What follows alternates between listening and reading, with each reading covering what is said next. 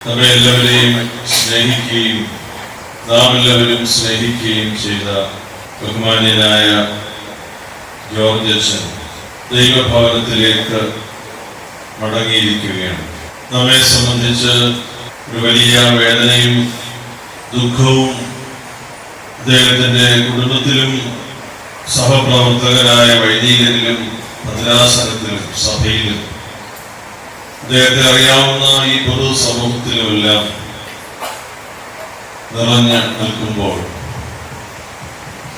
അഭിനന്ദനായ രൂപതാധ്യക്ഷൻ ആമുഖമായി സൂചിപ്പിച്ചതുപോലെ മാനുഷികമായ സമീപനവും ഉത്തരവും നമ്മെ അത് പൂർണ്ണമായി ആശ്വസിപ്പിക്കുകയില്ല. എന്നാൽ ജീവന്റെയും മരണത്തിന്റെയും മേൽ അധികാരമുള്ളവന്റെ ഔദാര്യമായി നമുക്ക് ജീവൻ നൽകിയവന്റെ കരങ്ങളിലേക്കാണ് ഈ സഹോദരൻ എടുത്തു വയ്ക്കപ്പെട്ടിരിക്കുന്നത് എന്നത് നമുക്ക് പ്രത്യാശ നൽകുന്നു, സ്ഥിരീകരണം നൽകുന്നു.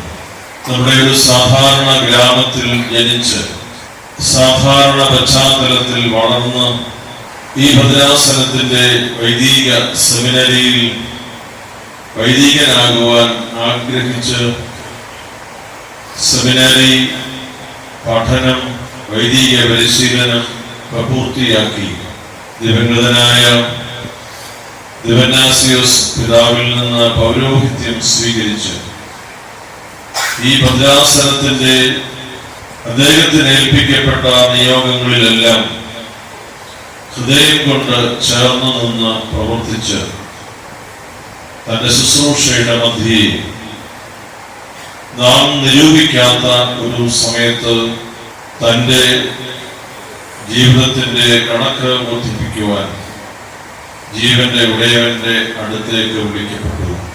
ബഹുമാനപ്പെട്ട ജോർജ് അച്ഛൻ സെമിനാരിയിൽ ചേരുന്നത് 1999 റോമിലെ പഠനം കഴിഞ്ഞ് തിരികെ ബത്തേരിയിൽ വരുമ്പോൾ അവിടുത്തെ രണ്ടാമത്തെ ബാച്ചിലായിട്ടാണ് ജോർജ് അച്ഛനെ ഒരു വൈദിക വിദ്യാർത്ഥിയായി പരിചയപ്പെടുന്നതും അന്ന് മുതൽ ഇന്നോളം അദ്ദേഹത്തിന്റെ സ്നേഹവും ഹൃദയത്തിൽ നിന്ന് വരുന്ന അടുപ്പവും സ്വീകരിക്കുന്നതിന് ഇടയായിട്ടുണ്ട്. നിർമ്മലമായ വളരെ സ്വാഭാവികമായ സംസാരങ്ങളും ഇടപെടലുകളും അദ്ദേഹത്തിന്റെ ഒരു പ്രത്യേകതയായിരുന്നു. ഏറ്റവും ഒടുവിൽ ജോർജ് അച്ഛനോട് സംസാരിക്കാൻ സാധിച്ചത് തിരുവനന്തപുരത്ത് കാതോലിക്കേറ്റ് സെന്ററിൽ വെച്ച് വൈദികർക്ക് നടക്കുന്ന പരിശീലന പദ്ധതിയുടെ ഇടയിലാണ്. അന്ന് അവിടെ വെച്ച് കാണുന്നതിനും സംസാരിക്കുന്നതിനുമൊക്കെ ഇടയായി. ചുങ്കത്തറയിൽ ദേവാലയം നിർമ്മിക്കുന്നതിനെ കുറിച്ച് അദ്ദേഹം സൂചിപ്പിക്കുകയുണ്ടായി. ഏൽപ്പിക്കുന്ന ശുശ്രൂഷാ നിയോഗങ്ങളിലെല്ലാം അദ്ദേഹം ചേർന്ന് നിന്ന് ഹൃദയ ബന്ധം നൽകി. സെമിനറിയിലെ പരിശീലനത്തിന്റെ ഉത്തരവാദിത്വത്തിലും അൽമായ ശുശ്രൂഷയുടെ ഉത്തരവാദിത്വത്തിലും ഇടവകയുടെ സജീവമായ അജപാലകൻ എന്ന നിലയിലും എല്ലാം ജോർജ് അച്ഛന്റെ ഹൃദയപൂർവമായ സമർപ്പണം നമ്മുടെ സഭയെ ഏറെ നിലപ്പെടുത്തി, ഏറെ ഉണർത്തി. കാര്യമ്പാടി ദേവാലയത്തിന്റെ നിർമ്മാണത്തെ കുറിച്ച് ഇവിടെ സൂചിപ്പിക്കുകയുണ്ടായി. വളരെ ത്യാഗത്തോടും പ്രാർത്ഥനാനിരതമായ മനസ്സോടും കൂടി അദ്ദേഹം സഭയ്ക്ക് വേണ്ടി ആ ശുശ്രൂഷ അദ്ദേഹം വളരെ അനുഗ്രഹീതമായ നിലയിൽ പൂർത്തിയാക്കി. അദ്ദേഹത്തിന്റെ ഈ ദേഹവിയോഗം നമുക്ക് ഒരു അസാന്നിധ്യം, ഒരു നഷ്ടം, ഇനി അദ്ദേഹം കൂടെ ഇല്ല എന്നത് നമുക്ക് വലിയ വേദന ഉളവാക്കുന്നു. പ്രത്യാശ കൊണ്ട് നിറയ്ക്കുന്ന ദൈവത്തിന് അതിനെ അതിജീവിക്കുന്ന ഒരു പരിഹാരമുണ്ടെന്നതാണ് വിശ്വാസത്തിൽ നമുക്ക് ഉറപ്പായി ലഭിക്കുന്ന അനുഭവം. ദൈവത്തിന്റെ പദ്ധതിയിൽ നാം നമ്മുടെ നാശത്തിനായിട്ടല്ല, നമ്മുടെ രക്ഷയ്ക്കായി വിളിക്കപ്പെട്ടവരാണ്. മരണമെന്നത് ഇനിയൊരിക്കലും കണ്ടുമുട്ടാനാവാത്ത ഒരവസ്ഥ നമ്മിൽ സൃഷ്ടിക്കും എന്നത് കണ്ട് നാം അതിനെ ജീവിതത്തിന്റെ ഏറ്റവും വലിയ ഒരു ദുരന്തമായോ ഏറ്റവും ഒടുവിലത്തെ അധ്യായമായോ കാണുമ്പോൾ നാം വിശ്വാസത്തോടെ കാണേണ്ടുന്ന ഒരു കാഴ്ച നമ്മിൽ നിന്ന് മാറിപ്പോവുകയാണ്. വേദനിക്കുന്നുവെങ്കിലും പ്രത്യാശയോടെ ആ കാഴ്ച കാണാൻ നമുക്കാവണം എന്നത് പ്രകാരമുള്ള നിമിഷങ്ങൾ നമ്മെ പഠിപ്പിക്കുന്നതാണ്.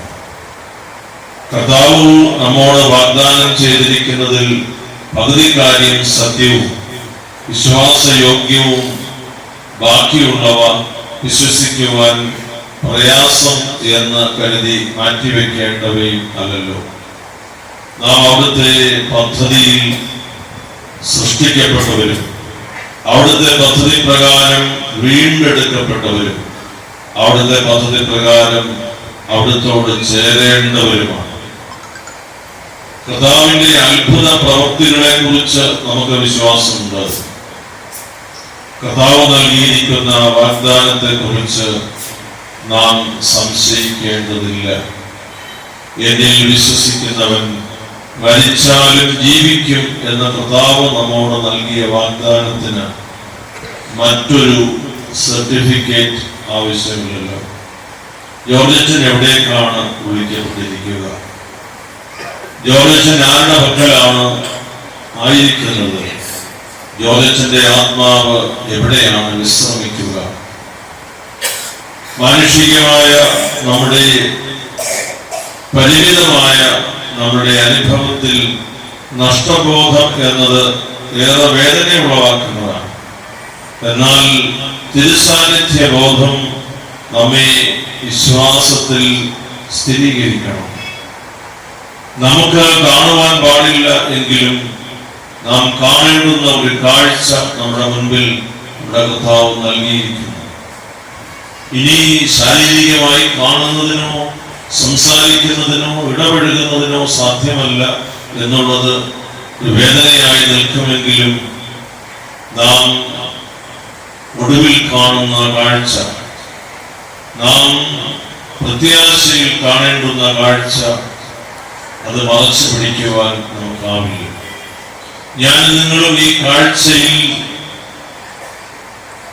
സന്തോഷിക്കുന്നതിനാണ് നാം ഈ ജീവിതം സമർപ്പണത്തോടുകൂടി സ്വീകരിച്ചിരിക്കുക.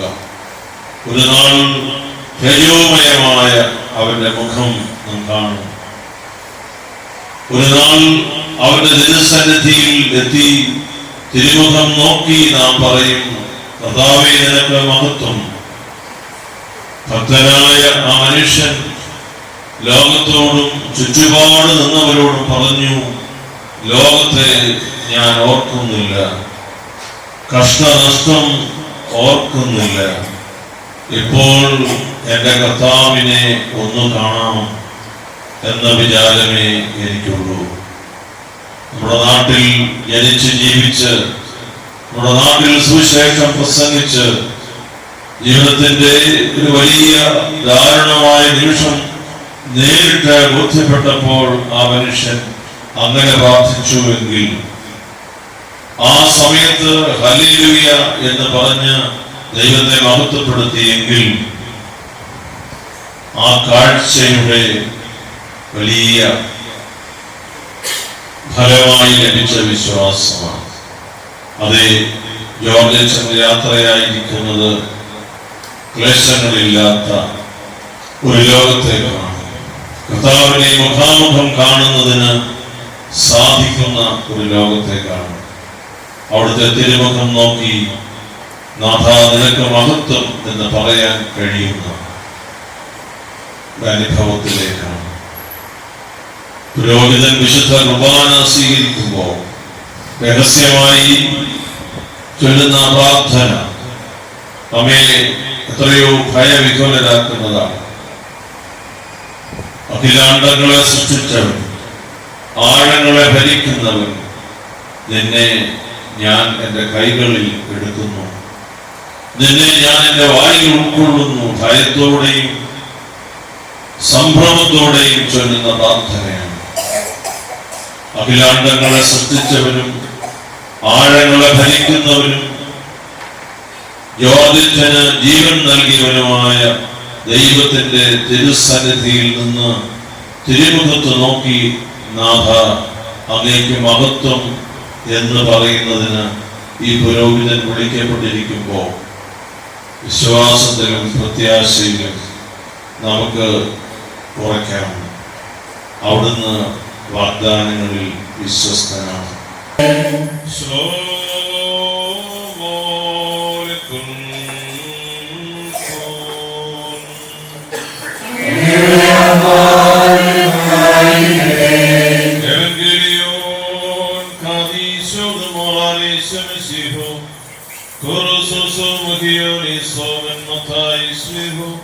Umar solo de more sahai burko